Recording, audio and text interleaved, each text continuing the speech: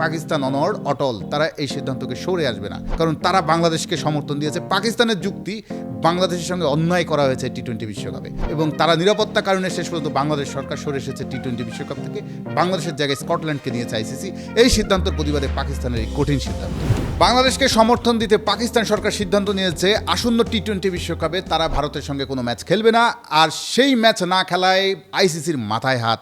জয়শাহর নেতৃত্বাধীন আইসিসি এখন সমাধানের পথ খুঁজছে। কি কি লস হবে আপনাদেরকে বলি।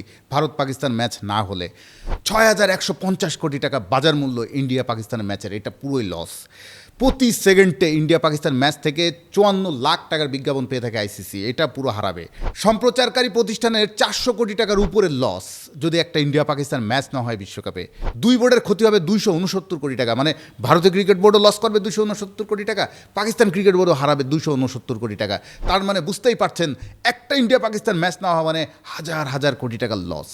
এর সঙ্গে যেহেতু সূচিতে ঘোষণা করা হয়ে গেছে আগামী ১৫ই ফেব্রুয়ারি কলম্বোর প্রেমাদাসায় ভারত এবং পাকিস্তান ম্যাচ খেলবে, এই ম্যাচ খেলতে নিয়ম অনুযায়ী ভারত ইন্ডিয়া থেকে ট্রাভেল করে কলম্বোয় যাবে।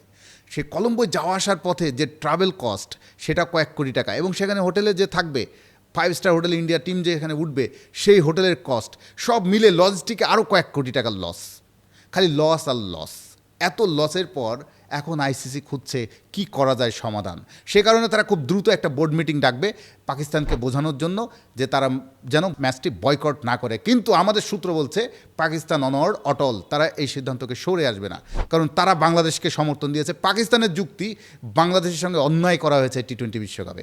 বাংলাদেশকে কেন তাদের চাওয়া অনুযায়ী শ্রীলঙ্কায় খেলতে দেওয়া হলো না, এবং তারা নিরাপত্তা কারণে শেষ পর্যন্ত বাংলাদেশ সরকার সরে এসেছে টি-20 বিশ্বকাপ থেকে। বাংলাদেশের জায়গায় স্কটল্যান্ডকে নিয়েছে আইসিসি। এই সিদ্ধান্তের প্রতিবাদে পাকিস্তানের এই কঠিন সিদ্ধান্ত। নতুন কোনো আপডেট পেলে সঙ্গে সঙ্গে জানাবো আপনাদের, আমাদের সঙ্গেই থাকুন।